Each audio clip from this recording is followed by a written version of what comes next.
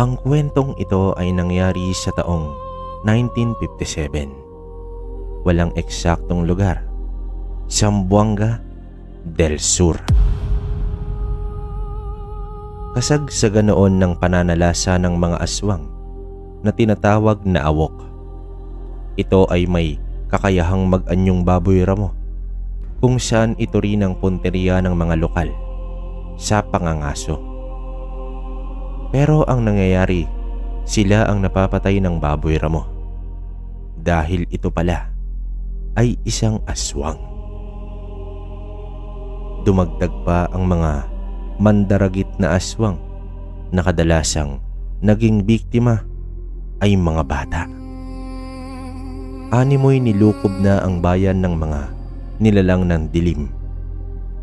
Nakakagapi naman ang mga nilalang na ito ng mga antingero sa lugar. Kaya lang, sa sobrang dami nila, ay hindi na sila kinakaya ng mga iilang antingero lamang. Ang iba sa kanila ay sumuko na at nakiisa sa mga tao na lumikas na lamang sa bayan. Sa maniwala man kayo o hindi, pati mga mambabarang at manggagaway ay nakisali na rin sa labanan dahil wala nang pinipili ang mga aswang. Lahat ay inaatake na nila hanggang sa nasakop na nga nito ang buong bayan at ginawa nila itong pugad. May isang manggagaway na talagang nanindigan na ipaglaban ang kanyang lugar. Isang gabi, habang nagsisitakbuhan na ang mga tao, walang awang nilipol ng mga aswang at tumayo ang manggagaway sa gitna. Sa abot ng kanyang salamangkang itim, ay pilit niyang nilabanan ang mga awok at mga mandarigit. Naganap ang digmaan sa pagitan ng mga aswang at mga elementong lupa. Kaliwa, laban sa kaliwa. Subalit, talagang dinaig ng napakaraming puwersa ng mga aswang ang manggagaway. Napaluhod na lamang ito at nagwika ng, "Panginoon, alam kong walang kapatawaran ang pagsanib ko sa dyablo. Pero nagsusumamo ko na iligtas niyo ang bayan na ito. Sa ngalan ng Ama, Anak, at Espiritu Santo. Ama, patawad." Huling salitang binanggit ng manggagaway at biglang kumulog at naglikha ng isang napakalakas na kidlat na sa loob ng ilang segundo ay nagbigay ng liwanag sa buong lugar. Sa lupa kung saan tumama ang kidlat ay may naaninag ang manggagaway na isang imahe ng lalaki.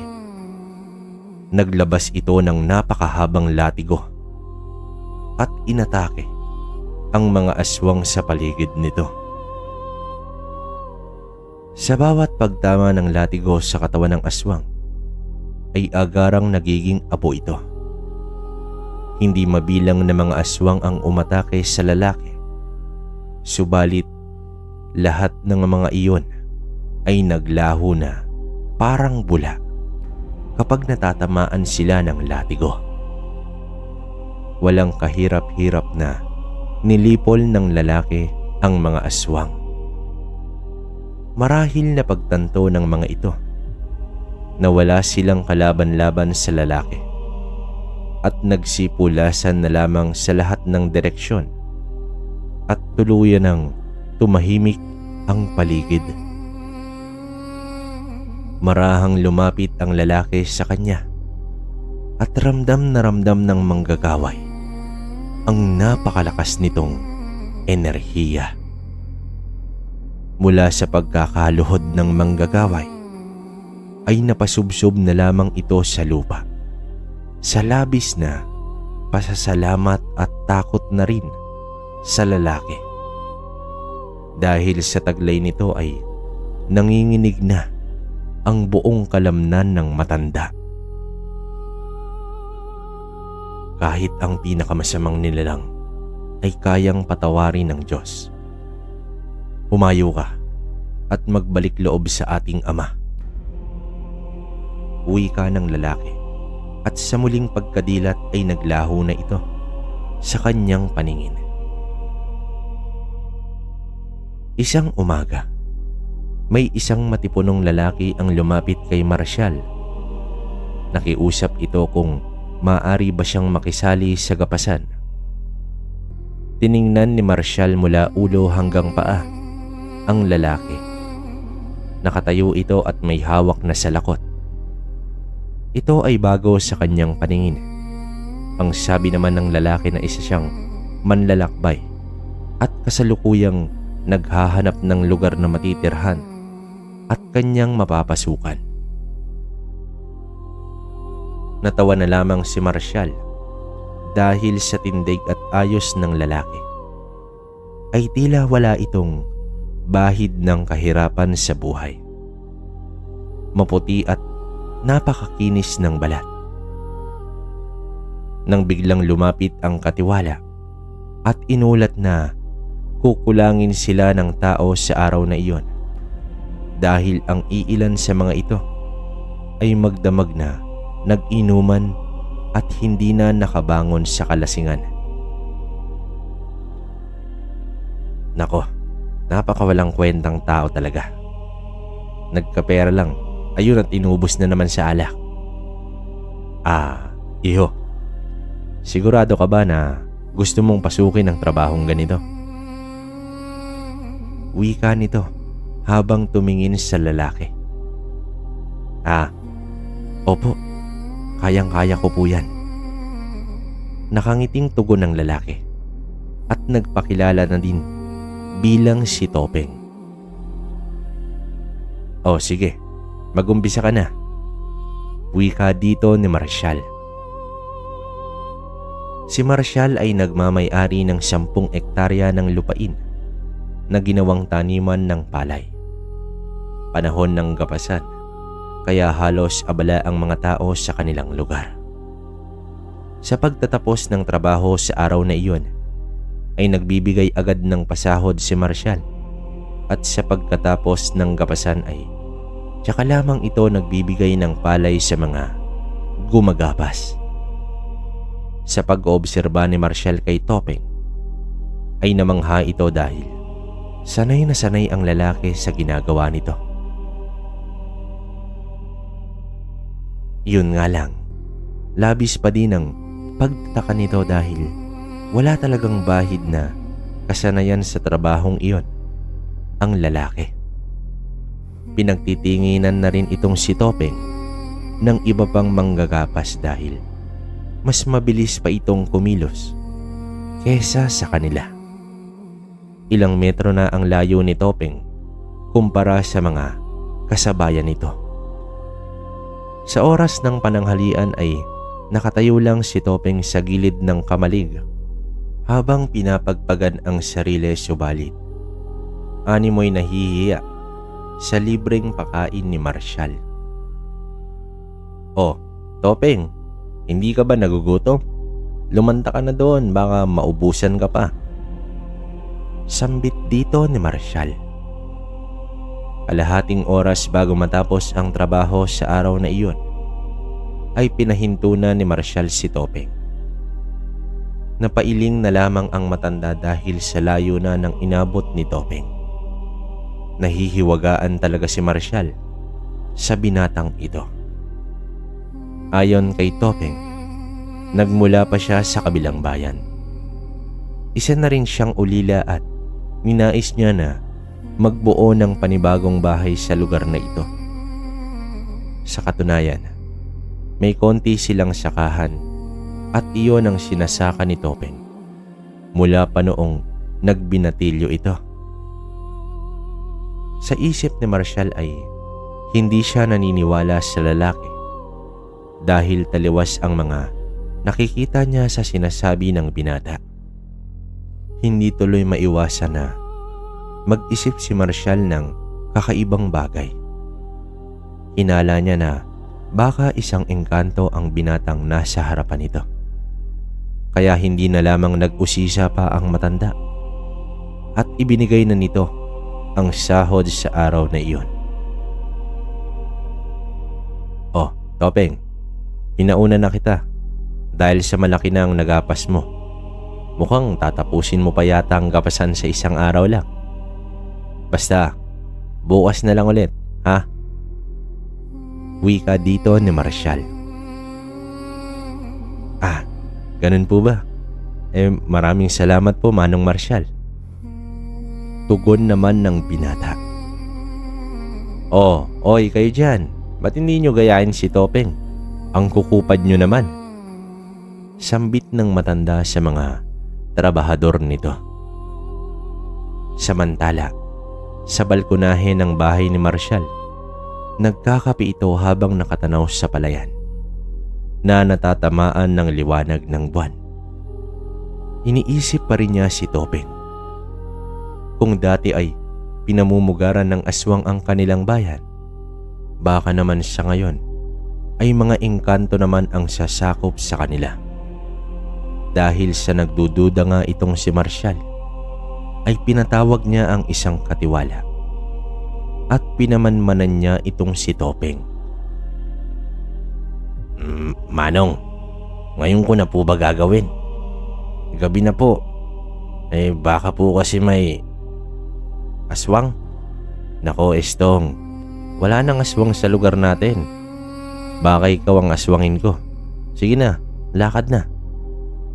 Utos dito ni Marshall. Isang oras ang binigay ni Marshall kay Estong at bumalik na nga ang katiwala. Ayon sa ulat nito, nakatira si Topeng sa isang kubo sa paanan ng bundok. May sulo na nakatarak sa bakuran nito at may gasera naman sa loob. Wala naman siyang nakikitang kakaiba sa binata. Mag-isa lamang ito at umalis na rin si Estong sa lugar noong napansin niya na tila natutulog na ang binata. Dumating na ang bukas at sumunod pa na mga araw, hanggang sa natapos na ang kapasan. Kahit anong pagsisipat ang gawin ni Marshall, ay ordinaryong tao lamang si Topeng. Maliban na lamang sa bilis nitong gumapas.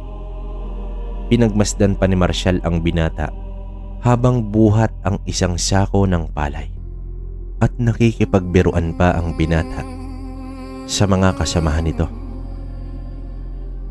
"Kung sino ka man talaga, Topeng, sana kapayapaan ang hatid mo sa lugar namin. Ayaw ko nang mangyari pa ang nangyari noon." Wika ni Marshall sa kanyang sarili. Si Christopher alias Topeng Vargas ay nagmula sa katimugan ng Zamboanga del Sur. Bago isinilang si Topeng, ay katakot-takot ang mga nilalang na umaaligid sa kanilang bahay. Habang nagpapaanak ang komadrona, ay nakabantay naman sa labas ng bahay ang ama nito na may sandatang sibat. Takot na rin ang komadrona sa dami ng aswang na nakapalibot sa bahay. Sa katunayan, ay nagro-rosaryo ito habang nagpapaanak at isinabit na lamang ang rosaryo sa leeg nito. Sa pag-iyak ng sanggol, ay naging agresibo na ang mga aswang. Matapos nitong ayusin ng komadrona at naitabi na sa ina, ay biglang nawasak ang dingding at tuluyan ng nakapasok ang gabunan. Sa takot ng matandang komadrona ay hinimatay ito, habang nagsisisigaw naman ang babae sa labis na takot. Agad na pasugod ang asawa nito sa gabunan, ngunit binalibag lamang siya nito dahilan sa pagtilapon niya sa labas ng kanilang bahay. Habang nakadapa ang ama ni Topeng, ay kitang-kita niya ang pag-agaw ng gabunan sa sanggol Pinilit niyang makatayo, subalit may biglang bumagsak at nasira ang kanilang bubong. Isang napakaliwanag na nilalang na may maputing pakpak ng ibon ang umatake sa gabunan. Narinig na lamang ng lalaki ang pag-atungal ng gabunan, hudyat ng kamatayan nito, at agarang nagsipulasan ang iba pang mga aswang sa paligid. Ilang segundo lang ang nakalipas ay naglaho na ang maputing nilalang na iyon. Isang anghel, isang anghel, ang tanging wika ng ina ni Topeng nang madatnan ito ng kanyang asawa. Pinakalma na lamang ito ng asawa dahil sa gulat na gulat nitong itsura. Naniniwala ang mag-asawa na iniligtas ng anghel ang kanilang anak na si Topeng. Nagising naman ang komadrona na maayos na ang lahat. Inilihim ng mag-asawa ang tunay na nangyari sa gabing iyon. Gayunpaman, lumaking malusog at masigla ang bata. Pakiramdam ng mag-asawa ay nagdulot ng swerte sa kanila itong si Topeng dahil naging mas maayos ang kanilang pamumuhay. Hindi rin nila makakaila ang mga kakaibang nagagawa ng bata habang lumalaki ito. Pilit naman nilang pinagtakpan ang mga kakayahan ng bata sa kadahilanang umiiwas sila sa baka kung ano ang magiging reaksyon ng mga tao. Isa sa kakayahan ng bata ay ang paggaling agad ng sugat nito sa loob lang ng ilang segundo. Minsan na kasi itong nahulog sa hagdan at nagkaroon ng malaking sugat sa noo. Subalit, hindi man lang ito umiyak at sa pagkalong ng ina ay tumambad sa kanya ang malaking sugat. Napatitig na lamang siya dahil unti-unting naghihilom ang sugat at kahit konting bakas nito ay wala na siyang nakita. Hanggang sa nag-edad na ito ng 10 taon. Dito na nagsimula na nakikipaglaban na ang bata sa mga nilalang ng dilim. Sa tuwing nakikipaglaban ang batang Topeng ay may inilalabas itong espada at pusa ring nawawala pagkatapos ng laban. Hanggang sa nagbinata na itong si Topeng. Isang gabi ay muling nagpakita ang anghel na minsang nagligtas kay Topeng noon. Napapaluhod na lamang ang mag-asawa nang masilayan ang nakalutang sa ere na lalaking may napakalapad na pakpak. Binanggit ng anghel na si Topeng ay ang itinakdang mandirigma sa lupa at bilang isang mandirigma ay kailangan itong mabuhay mag-isa upang hindi magkaroon ng hadlang sa kanyang pakikidigma sa kampon ng kasamaan. Kinuha ng anghel ang mga magulang ni Topeng. Hinawakan ng anghel sa ulo ang nakaluhod na binatang Topeng at naglaho kasama ang mga magulang nito. Kasabay sa paglaho ng anghel ay ang paglitaw ng latigo sa harapan ng binata. At ito ang ginamit niya sa paglipol sa mga aswang na minsang nagpugad sa isang bayan. Ang lalaking nakita ng manggagaway ay walang iba kundi itong si Topeng. Samantala, isang umaga, biglang napadalaw si Marshall sa bahay ni Topeng. Nadatnan niya ang binata na nagsasampay ng mga damit. Palakad-lakad ang matanda na umaaligid kay Topeng habang nakataas noo at nasa likod nito ang mga kamay. Topeng, Topeng, kung ano man ang binabalak mo sa lugar na ito, hindi ka magtatagumpay. Dediretsuhin na kita. Binatang engkanto. Ang lugar namin ay minsan ang sinakop ng mga aswang. At doon mismo sa gitna ng aking lupain ay lumitaw ang aming tagapagligtas. Kaya ikaw, mas mabuti pang umalis ka na sa lugar na ito. Matapang na wika dito ni Marshall. Hindi naman mapigilan ni Topeng na mapangiti sa inasta ng matanda. Tumitig siya kay Marshall at marahang lumapit habang napapatras naman ito. Kung ako nga ay isang engkanto, dapat matakot ka na. Pabirong paninindak ni Topeng. Gumuhit sa mukha ng matanda ang takot at agad itong napatakbo palayo. Natawa at napailing na lamang si Topeng sa nangyari. Humahangos na dumating ng bahay ang matandang si Marshall. Sinalubong naman siya ng tanong ng kanyang asawang si Petring. Ayon kay Marshall, hindi nga siya nagkamali sa hinala niya sa binatang si Topeng. Dapat ay isang guni niya na ito sa tagapangalaga ng lugar. Walang iba kundi ang manggagaway na si Celso. Simula nang masilaya ni Celso ang lalaking nagligtas sa bayan, ay nagbalik loob na ito sa Panginoon. Ang mga aral nito sa kaliwa ay iwinaksi niya na. Kahit nasa kanan na ang kanyang taglay, ay hindi niya itinuring ang sarili bilang albularyo o isang ermitanyo. Dahil nga sa kanyang pinagmulan na kasamaan, ay mas nararapat na mananatili ang kanyang pagkamanggagaway sa mabuting paraan. Sa mga natirang aswang noon ay inubos ito lahat ni Celso gamit ang kapangyarihan ng kanan. Pagsapit ng hapon, bumisita si Marshall sa manggagaway kasama ang iilang tauhan. Agad nitong inilahad ang tungkol kay Topeng. Base sa kwento ng matanda, ay wala namang nakikitang problema si Celso. Kung ito ay puting engkanto, ay baka magbibigay pa ito ng swerte sa palaya ni Marshall. Sa narinig nito ay tila umigting ang tenga ng matanda. Kung magbibigay nga ito ng swerte, ay dapat na kukunin niya itong regular na tauhan. Upang makasiguro ay inaya ni Marshall na puntahan nila ang binata. O sige Marshall, sasama na ako.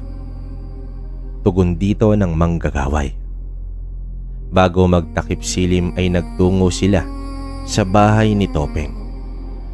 Sa bakuran lamang sila nanatili alinsunod sa payo ni Celso.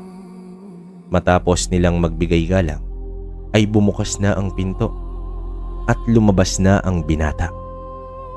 Nag-iba naman ang pakikitungo ni Marshall sa binata. Naging mapagkumbaba na ito. Subalit, laking pagtataka niya dahil si Celso ay tila nakakita ng aparisyon. Diyos ko po, ikaw nga. Ikaw nga.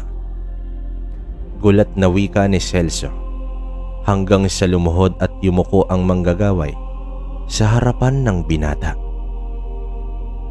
Takang-taka naman si Marshall sa nangyayari at pilit niyang tinatanong ang manggagaway. Tumugon si Celso na nakaluhod pa rin. Ayon dito, ang binatang nasa harapan nila ay ang taong nagligtas sa buong bayan laban sa mga aswang. Tanging pagngiti ang itinugon ng binata hanggang sa ito'y nagwika ng, "Kamusta ka na, manggagaway? Batid ko ang pagpapanatili mo ng kaayusan sa lugar na ito." Wika nito. Dahil sa lalaman ay luluhod na sana si Celso, ngunit nagwika ang binata na hindi nila kailangan lumuhod. Hindi nila dapat sambahin ang tagasilbi ng Panginoon. Sa natuklasan ni Marshall ay labis na paghingi ng tawad ang ginawa niya. Subalit, ngiti lamang ang tugon ng binata. Pinatuloy sila sa loob ng bahay nito. Laking pagtataka ng mga panauhin dahil taliwas sa itsura ang loob ng bahay kumpara sa labas. Kung titingnan sa labas, Ang bahay ay maliit, gawa sa pawid at kawayan. Subalit ang loob nito ay gawa sa matibay na mga puno. Makintab ang sahig na gawa sa marmol at may mahabang mesa kung saan sila naroroon. Hindi na lamang nagtanong si Marshall kung bakit iba ang sa labas ng bahay. Matapos makahigop ni Celso ng kape, ay nagtanong ito sa binata kung bakit siya nagbalik sa lugar na ito. Ayon sa binata, isang pangitain ang ipinakita sa kanya ng anghel. Hindi magtatagal ay muling sasakupin ng mga aswang ang bayan. Magbabalik sila, dala ang matinding paghihigante. Kaya kinakailangan ni Topeng ang tulong at kooperasyon ng mga tao.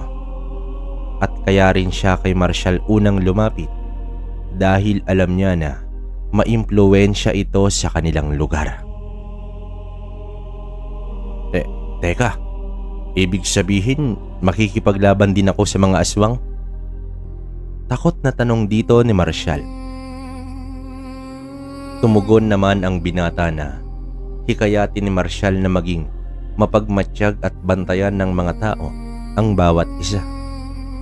Habang si Celso naman ay magbibigay ng kaalaman sa mga tao kung papaano lalabanan ang mga nilalang ng dilim. At sa huling kahilingan ng binata, kinakailangan niya na may magsosuporta sa pagpapagawa ng mga patalim laban sa mga aswang. O Marshall, ikaw na ang bahala sa pagpapagawa ng mga itak at sibat. Sambit ni Celso. Akmang papalagsa na si Marshall. Subalit ayon kay Celso, aanhin ang yaman kung wala nang makikinabang dito. Ang tagbong iyon ay naging maliit na pagpupulong bago tuluyang umalis ang mga panauhin at nagtanong si Celso kung kailan mangyayari ang pangitain ng binata. Sa pagpahid ng dugo sa haring buwan, tugon dito ni Topeng. Kinabukasan, habang hindi pa panahon ng taniman, ay pinatawag ni Marshall ang mga tauhan at ito ay kanyang pinulong. Nagkaroon naman ng diskusyon ng mga tao dahil sa sinabi ni Marshall tungkol sa pagbabalik ng mga aswang. Hanggang sa dumating na rin si Celso at pinatunayan niya ang mga katagang binitawan ni Marshall. Nagtalaga rin ng tao si Marshall na dadalhin sa kanya ang pinakamahusay na panday sa bayan. Laking tuwa naman ni Celso dahil sa buong pagsuporta ni Marshall sa layunin ng binatang si Topeng. Celso, ayoko nang mawala ng mga mahal sa buhay dahil sa mga demonyong yon. Seryosong wika dito ni Marshall. Isa ang mga magulang ni Marshall na dinukot ng mga mandaragit at hindi na natagpuan kahit kailan. At ngayon, hindi na niya hahayaan na kahit isa sa miyembro ng pamilya niya ang muling mapahamak. Makalipas ang ilang araw ay dumating na ang tatlong panday. Kinausap ito ni Marshall at ipinaliwanag kung anong uri ng itak ang ipapagawa nito at ilang peraso. Nagbigay agad siya ng paunang bayad at kailangan niya na ito sa lalong madaling panahon. Habang si Celso ay nagpapagawa ng mga taguan sa ilalim ng lupa sa bawat bahay. Matapos ang halos isang buwan na pagpapagawa ng mga taguan, ay hinikayat naman ng manggagaway na magsasanay sa pakikipaglaban sa mga nais matuto, lalaki man o babae. Habang nangyayari ang lahat ng mga ito, ay masaya naman na pinagmasdan ni Topeng ang pagkakaisa ng mga tao. Subalit sa tuwing may isip niya ang pangitain, ay matinding kalungkutan ang namumutawi sa kanyang sarili. Nagtungo si Topeng sa isang burol. Doon ay kita niya ang malawak na bayan na minsan ang sinakop ng mga aswang. At nagbabadya na naman ang isang dilubyo na maaaring uubos sa lahat. Tumingala sa langit ang binata at humingi ito ng gabay sa may kapal. Minsan isang araw ay nagdiwang ng kaarawan itong si Marcial. Nagpapiging ito at nagpahanda ng napakaraming pagkain. Nagtaka naman si Petring sa napakalaking handaan. Hindi naman ganito noon ang asawa. Nang tanungin niya ito, nais lang daw ni Marcial na mag-iwan ng maganda at busog na alaala sa posibleng huling taon niya sa mundo. Binatukan naman siya ni Petring dahil hindi nito nagustuhan ang sinabi ng asawa. Napangiti na lamang si Marcial habang naglalakad palayo ang asawa. Isang gabi na puno ng saya at masaganang pagkain ang naganap sa kaarawan ni Marcial. Masaya naman na pinagmasdan ni Celso at Topeng ang mga tao na nagmula pa sa iba't ibang parte ng bayan. Ang ngiti sa mga labi ni Topeng ay napalitan ng pangamba. Isang masamang kutob ang namutawi sa kanyang puso. Pasimple naman siyang nagpaalam sa manggagaway na lalabas muna at magpapahangin. Sumunod pala sa kanya si Celso. Nakita niya ang binata na nasa labas na ng bakuran ni Marcial at biglang bumulusok pataas si Topeng at agad namang nagmadali si Celso, ngunit hindi na niya nakita kung nasaan na ang binata. "Oy Celso, ano bang tinitingnan mo sa taas? May mga aswang na ba?" Sambit ni Marcial na sinakop na ng espiritu ng alak ang kanyang sarili. Ramdam ng manggagaway na may hindi magandang mangyayari. Nagtungo pa si Celso sa tahimik na lugar at tinawag niya ang kaibigang diwata ng kalikasan at nakiusap na balaan siya kapag nakaramdam sila ng panganib. Tumugon naman ang mga diwata sa pamamagitan ng pagyuko. Kinabukasan ay agad nagtungo si Celso sa bahay ng binata. Subalit wala ito doon. Pakiramdam ng matanda, ang presensya ni Topeng ay dinala siya nito sa isang maliit na talon. Doon niya nasipat ang binata na umupo at nakapikit habang bumubuhos sa katawan nito ang sariwang tubig. Umupo na lang muna siya sa isang bato at hinintay ang binata. Hindi na niya namalayan na nakaiblip na pala siya. Sa kanyang pagising ay nasa harapan niya na ang binata na nakaupo rin sa malaking bato at nakangiti ito sa kanya. "Ay nako, pasensya ka na Topeng, nakaidlip ako. Nais ko lang sana kitang kausapin tungkol sa pag-alis mo kagabi." Tugon dito ni Celso. Habang naglalakad ay ibinahagi ni Topeng ang panganib na naramdaman kagabi. Ayon pa rito, malapit na ang dugong buwan, kaya dapat madaliin na ang paghahanda. Sa pamamahala ni Celso at Marcial ay naging handa na ang mga tao. Ang mga babaeng buntis at mga kabataan ay nasa 2 lugar ang taguan. Habang papalapit na ang pagdugo ng buwan, ay nagsilikasan na rin ang mga tao sa kani-kanilang itinalagang tahanan upang kahit papaano ay masanay sila sa ilalim ng lupa. Isang dapit hapon, ang araw ay papalubog na sa kanluran at mula sa silangan ay lumabas na maputi ang napakalaking buwan. Ito na ang pinaka kinatatakutang gabi ng mga tao. Ang ilan ay nag-iiyakan na nang masilayan nila ang buwan. Ang mga mandirigma ay nakahanda na rin, tangan ang kanilang sibat at mga itak. Mula sa ikalawang palapag ng bahay ay nakahanda na rin si Marcial at ang mga tauhan nito, hawak ang mahabang baril. Hindi rin nagpaawat si Petring, maging ito ay nakisali na rin kasama ang kanilang dalawang binatang mga anak. Habang si Celso naman ay nasa bahaging hilaga kasama ang iilang kalalakihan na handa na rin sa digmaan. Samantalang si Topeng ay nasa tuktok ng burol. Nakaupo ito at nakaharap sa buwan.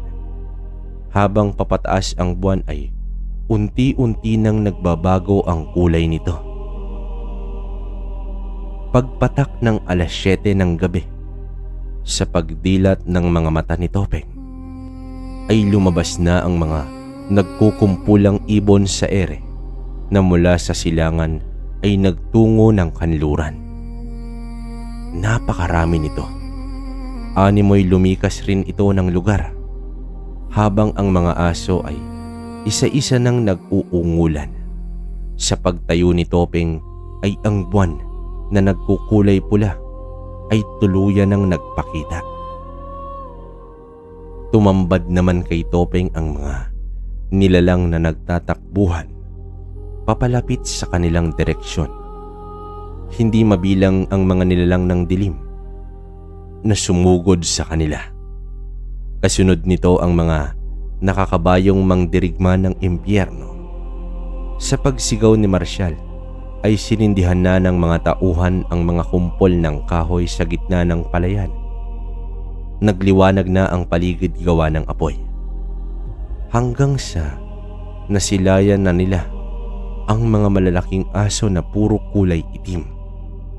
Sa hudyat ni Marcial ay pinaputukan na nila ang mga pulutong ng mga asbo. Sa bawat tama ng bala ay nagdudulot ito ng matinding sugat dahil na rin sa mga salamangkang nakapaloob sa bawat bala na dulot ni Celso. Sumugod na rin ang mga tao sa mga asbong nakalapit na sa kanila. Ang bawat pinto ng mga taguan sa ilalim ng lupa ay naglitawan na rin. Kasabay ang mga diwata na nagsilbing tagabantay sa mga tao. Sa bawat hampas ng kamay sa hangin ng mga diwata ay tumitilapon ang mga asbo. At nagsimula na ang digmaan sa pagitan ng mga tao at aswang.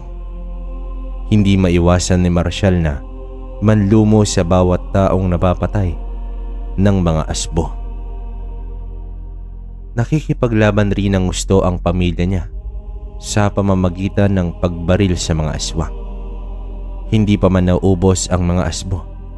Sumunod naman ang mga abwak na biglang umahon mula sa lupa. Naglipa na rin ang mga sigbin sa paligid. Sa pag-atake ng mga mandaragit ay sumugod rin si Celso mula sa hilaga. Nagpakawala ito ng tigalpo sa ere na agad nagpabagsak sa iilang mandaragit. Sinigurado na ni Celso na hindi na siya matatalo ng mga mandaragit tulad ng dati. At nasa likuran din ni Celso ang 6 na mambabarang na umanib na rin sa kanya. Nagpakawala ito ng mga insekto na umatake sa mga mandaragit. Habang nakikipaglaban sila sa mga aswang lipad, ay naaninag ni Celso ang mga maranhig na gumagapang sa lupa. Agad siyang tumakbo at sinabihan ang mga tao na magsibalikan sa loob ng bahay. Hindi naman may iwasan na may iilang tao na nauhuli ng mga maranhig, ngunit may napakalakas na hangin ang bumubulusok pababa at nadagit ang mga maranhig. Sa pagbagsak nito sa lupa ay nagiging abo na. Kasunod sa pagbagsakan ng mga maranhig ay ang paglitaw ni Topeng. Hawak ang napakahabang latigo ay pinaghampas niya ang 4 na uri ng mga aswang na sabay-sabay sumugod sa mga binata. Nanlaki na lamang ang mga mata ni Marshall sa pakikipaglaban ng binata sa napakaraming aswang. "Topeng, kami na ang bahala rito. Puntahan mo na ang mga mandirigma ng impyerno." Sambit dito ni Celso. Matapos tumango ni Topeng ay biglang lumabas ang napakalaking puting pakpak nito. Sa loob ng ilang segundo ay naramdaman ng mga tao ang kapayapaan at kabanalan ng nilalang. At sumugod na ito sa mga nakasakay sa kabayong mandirigma. Inilabas na rin ito ang espiritual na espada. Inundayan niya ng hampas ng latigo ang mga demonyo. Mula sa hindi malamang direksyon ay biglang nagsulputan ang mga malalaking paniki na sumugod kay Topeng.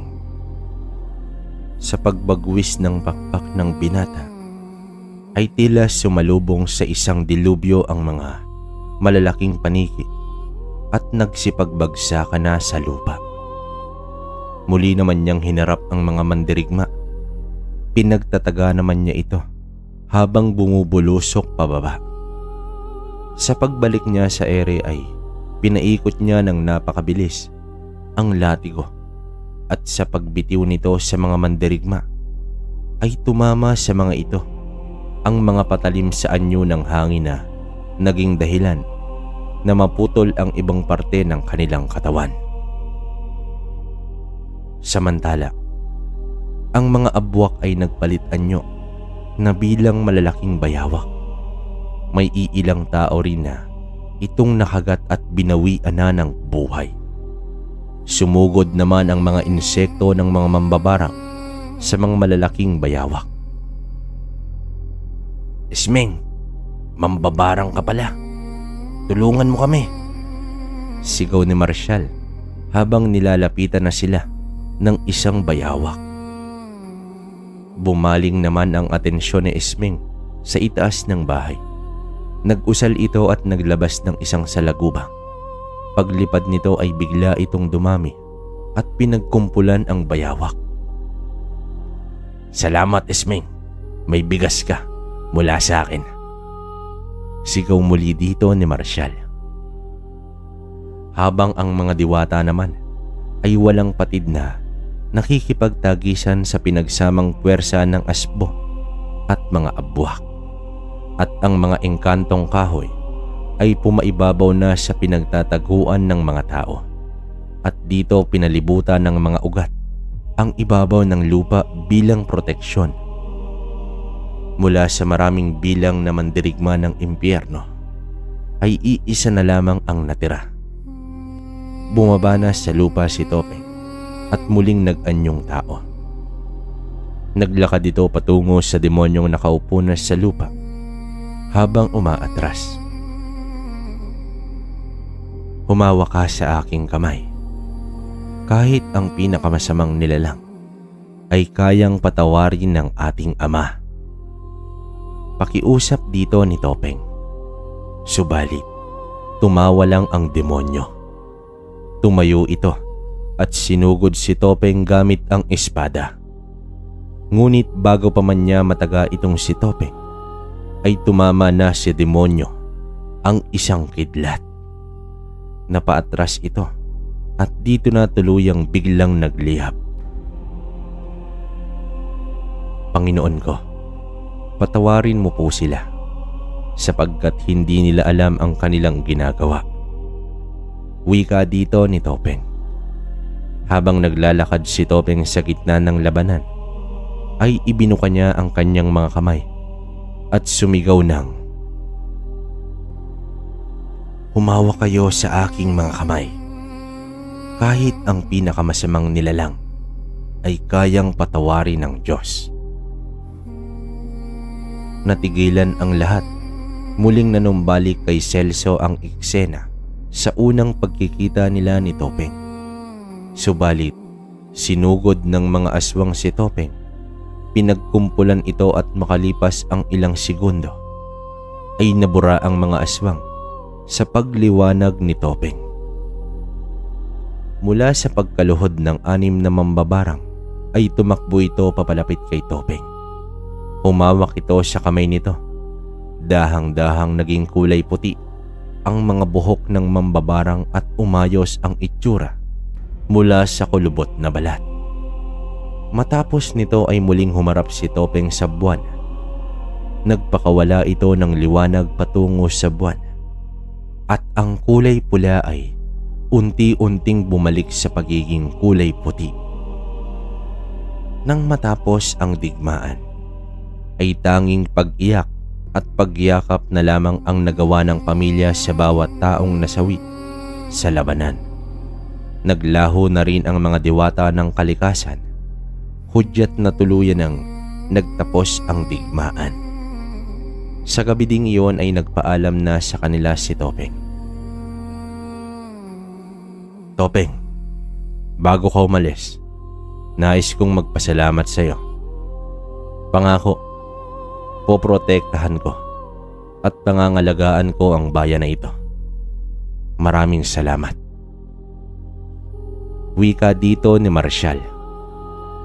Hindi makapaniwala si Marshall kahit ang demonyo ay nais pa ni Topeng na baguhin isang pambihirang nilalang. Sa paglisan ni Topeng ay mas nagkakaisa pa ang mga tao sa bayan. Naging mapagbigay na rin si Marshall sa mga tao at si Celso ay nagkaroon na ng kaakibat sa pangangalaga sa lugar kasama ang 6 na dating mambabarang. Kung dati ay kinatatakutan sila, ngayon ay sa kanila na lumalapit at nagpapagamot ang mga tao. Kung natapos man ang digmaan sa bayan ni Celso, ay mag-uumpisa naman ang panibagong misyon ni Topeng sa panibagong bayan na kanyang papasukin. Sa isang tahimik na baryo, ay bumili ng lupa si Topeng upang gawing palayan. Sa pagkakataong ito, isang negosyante ang pagpapakilala niya sa mga tao. Isang negosyante na sumamang magsaka ng lupain kasama ang mga trabahador nito. Isang pambihirang nagmamay-ari ng lupain na lumulusong sa putikan upang magtanim ng palay. Hindi naging mahirap kay Topeng ang magkaroon ng mga tauhan na tapat sa kanya dahil na rin sa ugali nitong mapagkumbaba at napakabait. Tanging pagkaiba nito ay ang itsura. Ngunit nakikisama sa mga trabahador na animoy kaisa sa mga ito. Subalit hindi talaga may iwasan na may mga taong naiinggit sa iba. Tulad na lamang ni Ramon, isang negosyante rin na nagmamay-ari ng lupain. Mas malaki na di hamak ang palayan niya kumpara sa palayan ni Topeng. Ngunit hindi nito nagustuhan ang pagtapat ni Topeng sa kanyang palayan. Isang araw ay bumisita si Ramon sa bahay ni Topeng. Malugod naman itong pinatuloy ng binata. Hindi na nagpaligoy-ligoy pa itong si Ramon at inalok niya ng malaking halaga si Topeng upang bilhin ang lupain nito. Ngunit nakangiting tumanggi ang binata. Nainsulto naman si Ramon dahil tila naliliitan si Topeng sa salaping ibabayad ni Ramon sa maliit niyang sakahan. Masyado kang mayabang, bata. Akala mo napakadaling magpalago ng palayan? Matapang na wika dito ni Ramon. Ah, ganun ba? Pasensya na po, Ginoo. Pero masaya na po ko sa kalagayan ng aking palayan. Mahinahong tugon ng binata. Dahil sa tagpong iyon, binalak ni Ramon na sirain ang pangkabuhayan ni Topeng. Isang gabi, nag-utos si Ramon na sirain ang mga pananim ng binata sa pamamagitan ng lason na iahalo sa tubig. Dahil sa bihasa na si Ramon pagdating sa palay, Alam niyang magiging epektibo ang gagawin niyang panlalason. At matagumpay nga niyang nagawa ang plano. Hindi aabot ng 1 linggo ay mamamatay na lahat ng pananim ni Topeng. Subalit, lumagpas na ng 1 linggo ay mas yumabong pa ang mga pananim ng binata. Bagay na labis ipinagtaka ni Ramon. Pinagalitan naman niya ang mga tauhang inutusan dahil sa palpak nitong trabaho. Bagkus ang nangyari ay nagiging payat at bumagal ang pagtubo ng mga pananim ni Ramon. Nang umabot na ang panahon ng anihan, ay mas nauna pa si Topeng na nakapag-ani. Bukod sa mas mataas na pasahod, ay malaking bagay rin ng mga palay ang natatanggap ng kanyang mga trabahador. Umabot pa ng 1 buwan bago nakapag-ani si Ramon at laking gulat niya dahil ang mga bigas ay lahat sira na. Napakalaking pagkalugi ang natamo ni Ramon. Sumugod ito sa bahay ni Topeng na galit na galit. "Topeng, anong ginawa mo sa mga pananim ko?" Matapang na tanong ni Ramon, sabay duro nito sa binata. "Wala po akong ginawa sa mga palay niyo, Ginoo. Baka ikaw may ginawa ka sa mga pananim ko." Tugon dito ng binata. Galit na galit naman na umalis si Ramon dahil sa sinabi ni Topeng. Dahil sa pangyayari, ay balak ni Ramon na sa susunod na anihan ay mas matindi pa ang kanyang gagawin. Samantala, napadpad naman si Topeng sa lugar dahil sa pangitain na naman ng anghel na ipinakita sa kanya. Isang mangkukulam na may lahing aswang ang nag-uumpisang umusbong sa bayan. Dahan-dahan na rin itong nagpakalat ng kanyang lahi sa pamamagitan ng pagyanggaw na pinapadaan nito sa pangkukulam. Kasalukuyang pang inaalam ni Topeng ang katauhan sa nasabing nilalang, kaya maigi ang pagsipat niya sa mga kakaibang gawi ng mga tao. Subalit magaling yata magkubli ang aswang na iyon. Gabi-gabing pinapain ni Topeng ang sarili, subalit wala pa ring nangyayari. Minsan madaling araw na nang naglakad papauwi ang binata. Nakarinig siya ng babaeng umiire ng malakas. May isisilang na sanggol sa mga oras na iyon. Lumapit ng bahagya ang binata sa bahay. Nais niyang masiguro na ligtas ang sanggol na ito'y maisisilang. Sa kanyang pagsipat sa bahay, sa di kalayuan, ay may nakita siyang aswang na lumilipad, pumapaikot sa bubong ng bahay. Biglang lumapit ang binata at nilatigo at hinila niya ang aswang sa loob ng kakawyan. Inapakan niya sa sikmura ang aswang at hinawakan ang bibig. Animoy nagulat ang aswang sa ginawa ng binata. Wala itong bahid ng takot at pag-aalangan na ilapit ang sarili dito.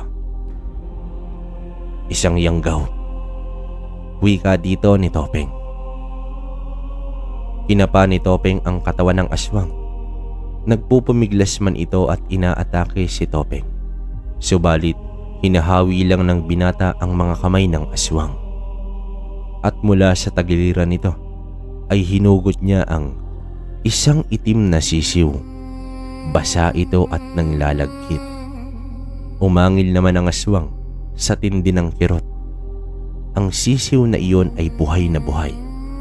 Habang hawak ng kamay ay biglang nagliyab ang sisiw at ang aswang ay dahang-dahang nagpalit ng anyo bilang tao. Isa itong babae na paatras at sumandal sa puno habang tinatakpan ang buong katawan. Animoy nasisiraan na ng bait ang babae. "Sinong demonyong gumawa sa'yo nito? Kawawang tao." Wika ni Topeng sabay hawak sa ulo ng babae. Humayo ka at bumalik na sa pamilya mo. Dagdag pa ng binata. Agaran tumakbo naman palayo ang babae. Tumingala si Topeng at bumulusok ito paitaas. Maigi niyang pinagmasdan ang paligid mula sa ere. Simula noon ay halos gabi-gabi ay may nauhuling yanggaw ang binata. Pinagaling niya ito at bumalik sa pagiging normal na tao.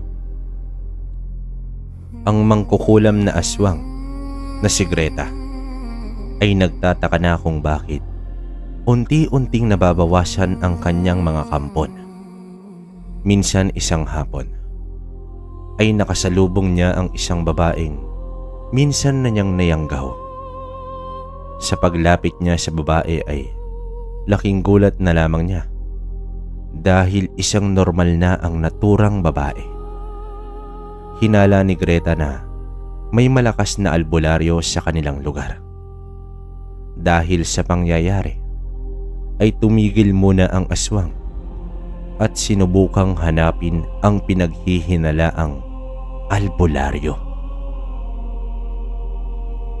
Samantala, ilang linggo na lang ay anihan na. Muling nag-utos si Ramon na sirain ng mga pananim ng binata, ngunit iba na sa pagkakataong ito. Isang gabi, pinagtataga ng mga tauhan ni Ramon ang mga pananim ni Topeng. At upang makasiguro ay nandoon mismo si Ramon. Nakamasid ito habang nakangisi. Lingid sa kaalaman ng kalaban ay kanina pa pala nakamasid sa kanila ang binata. Hinayaan lamang ni Topeng na maisakatuparan ang binabalak ni Ramon. Pagsapit ng umaga, ginulantang si Ramon sa ulat ng kanyang tauhan. Ayon dito, lahat ng kanilang pananim ay nasira sa pamamagitan ng pagputol sa mga ito gamit ang isang matalim na bagay. Agad nagtungo ang negosyante at nanlumo na lamang siya dahil walang natira sa kanyang pananim, habang ang kay Topeng ay wala man lang kahit konting sira. Nagtataka si Ramon kung papaanong nangyaring saksing buhay siya sa paglapastangan ng mga tauhan niya sa palayan ni Topeng. Hayop ka, Topeng. May sa demonyong binatang yon. Humanda ka sa akin. Galit na wika dito ni Ramon. Sumugod na naman siya sa bahay ng binata na may dalang baril. Kinumpronta niya ang binata. Ginoo, huwag mong gawin sa iba ang ayaw mong gagawin nila sa'yo. Wika dito ni Topeng. Nainsulto na naman ang negosyante at mas umigting pa ang galit nito. Tinutukan niya ng baril ang binata, subalit diretso lang itong tumingin sa kanya at nagwika ito ng, kahit ang pinakamasamang nilalang ay kayang patawarin ng Diyos. Matapos magsalita ni Topeng ay isang putok ng baril ang umalingaw-ngaw. Natamaan sa ulo ang binata at bumulagta ito sa sahig. Agad tumakas si Ramon at ang mga kasama nito. Matyagang nag-abang ng balita si Ramon, ngunit parang walang nakadiskubre sa bangkay ng binata. Kaya pagsapit ng hapon ay nagtungo sa kanyang palayan ang negosyante.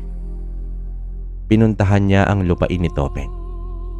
Laking gulat niya dahil nasilayan niya si Topeng na nakikipagbiruan pa sa mga trabahador nito. Labis na naman ang kanyang pagtataka.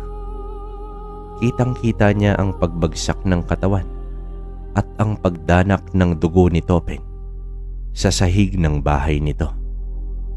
Pero ito ang binata. buhay na buhay. Dito na kinabahan si Ramon. Papaano na lang kung babalikan siya ng binata? Agad siyang nagkubli at bumalik na sa kanyang bahay. Naging aligaga at balisa na si Ramon. Parang mababaliw na siya sa mga nangyayari. Tumibay ang kanyang hinala na isang demonyo itong si Topeng. Samantala, nakahanap na ng bagong bibiktimahin si Greta. Balak niyang yang gawin ang mayaman at maimpluwensyang tao na katulad ni Ramon. Sa pamamagitan nito ay mauutusan niyang maghanda ng malaking piging at ang lahat ng tao ay dadalo, ay yayang gawin niya. Habang papalis na si Greta mula sa tapat ng bahay ni Ramon, ay nasipat siya ni Topeng. Kitang-kita ni Topeng ang maitim na enerhiya na bumabalot sa babae. Pakiramdam ng binata ay may masamang balak ang babaeng iyon sa bahay ni Ramon. Kaya sa pagsapit ng gabi ay nakamasid na ang binata sa bahay ni Ramon. Sumanib ang binata sa isang puno na malapit sa bahay ni Ramon at matyaga itong nag-abang. Makalipas ang ilang oras ay tumahimik na ang bahay. Tulog na ang mga tao. Nasipat na ni Topeng ang babae na naglalakad sa kalsada. Tumigil ito sa tapat ng bahay ni Ramon. Biglang tumalon ang babae at dumapo sa bakuran ng bahay. Lumuhod ang babae at dumiba. Nag-usal ng engkantasyon. Habang nagsasagawa ng ritual ang babae, ay biglang nag-iba ang panahon. Tila kumukulog na at kumikidlat. Ngunit patuloy pa rin ang babae. Dahil sa ingay ng kulog, ay nagising si Ramon at iilang tauhan nito. Lumbas ng pinto ang negosyante at kitang-kita niya ang nakaluhod na babae. "Ikaw, sino ka? Anong ginagawa mo rito?" Matapang na tanong ni Ramon. Tumayo at nagpatuloy sa pag-uusal ang babae. Nang biglang tumama ang kidlat sa kabilang bahagi ng bakuran at lumitaw itong si Topeng. Laking gulat sa mga nakakita. Napalingon si Greta sa binata at bigla itong umangil. Nagpalit ito ng anyo at naging isang dambuhalang aswang. Napasigaw sa takot si Ramon at ang mga tauhan nito.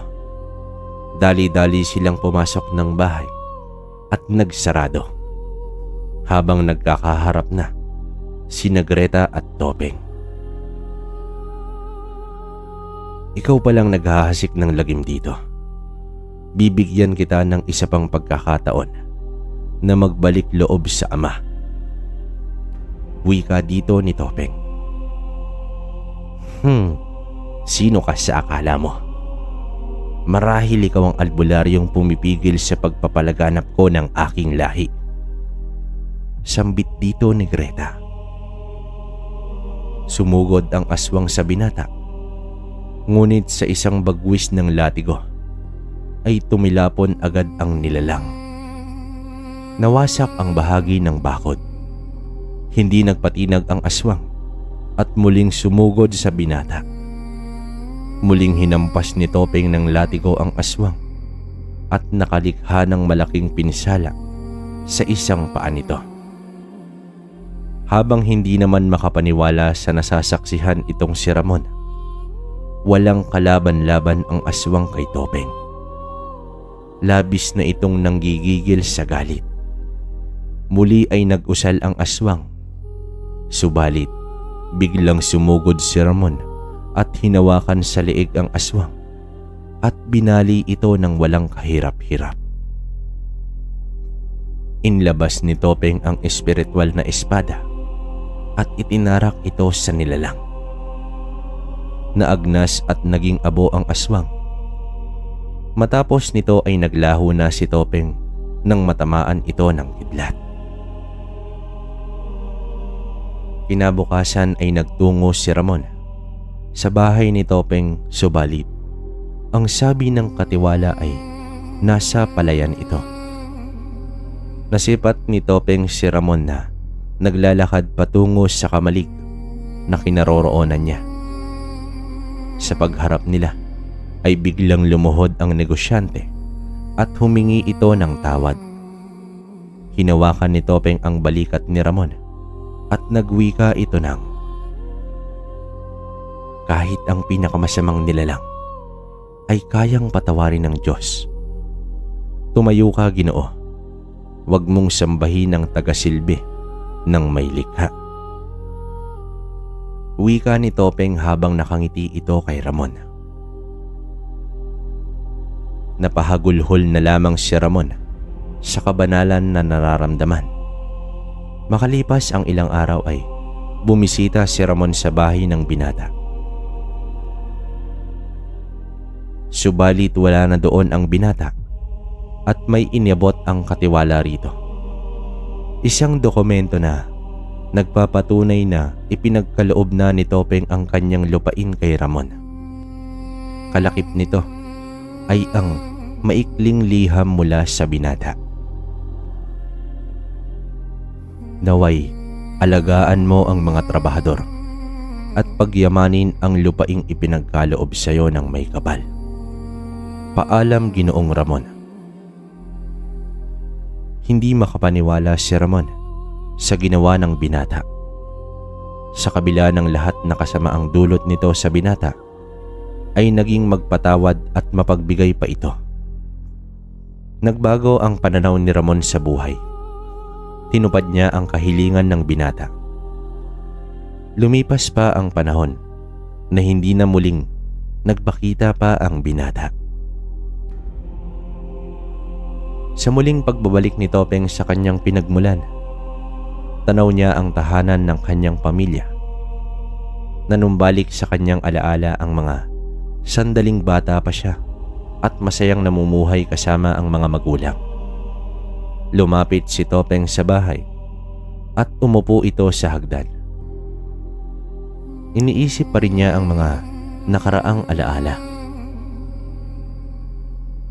"Iho, anong ginagawa mo dyan?" tanong sa kanya ng isang matandang babae.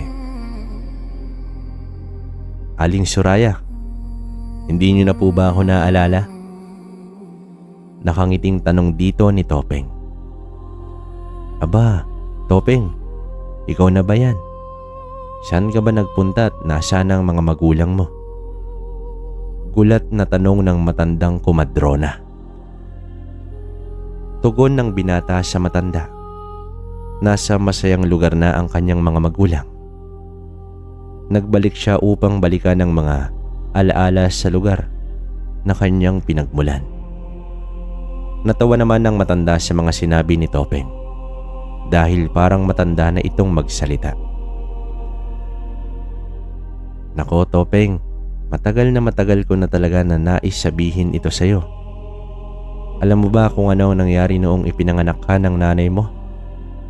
"Nako, Topeng, kung alam mo lang." Sambit dito ng matanda. Habang ikinikwento ng matanda, ay napapangiti na lamang ang binata dahil umaaksyon pa si Aling Soraya. Sumubsob pa ito sa lupa na labis na ikinatuwa ni Topeng. Matapos ang maaksyong kwento ng matanda, ay nag-abiso ito sa binata na ipagluluto niya ng masarap na ulam. Kaya nagpaalam muna itong umuwi. Habang natutulog na si Topeng, ay ginising siya ng isang malamig na boses ng isang lalaki. Pagwari niya ay naaninag niya ang nagliliwanag sa labas ng bahay. Sa paglabas ng binata, ay nakita niya ang anghel. Agad yumuko ang binata. Hinawakan ng anghel ang kanyang muka at nagwika ito ng, "Nais mo bang masilayan ang iyong mga magulang? nakangiting tanong dito ng anghel. Matagal ko na pong ninanais na sila'y makitang muli. Pero hindi pa tapos ang misyon ko sa mundo. Tugon dito ng binata. Napakabusilak ng iyong puso. Mas iniisip mo pa ang kapakanan ng iba kaysa sa pansariling kaligayahan. Humayo ka, Topeng, at sa takdang panahon ay isasama na kita sa kinaroroonan ng iyong mga magulang. Wika ng anghel at naglaho ito dahan-dahan. Nagising si Topeng sa pagkatok ni Aling Suraya. Bitbit nito ang masarap na ulam at sabay nilang pinagsaluhan ang inihanda ng matanda habang nagkikwento na naman ang matanda sa karanasan niya nang minsang nakakita na naman siya ng isang aswang.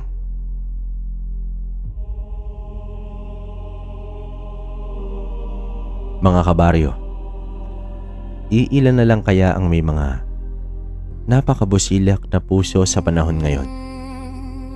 Para kay Topeng, ang bawat isa ay may pagkakataon pang magbago. Sana isaisip natin ang pagpapatawad at ialalay sa Ama ang lahat-lahat. Ang kwento ni Topeng ay isang leksyon na kailangan natin sa panahon ngayon. Mga kabaryo, hanggang dito na lang ang kwento ni Topeng. Naway may napulot kayong aral at may natutunan kayo sa kwentong ipinadala sa atin. Maraming salamat.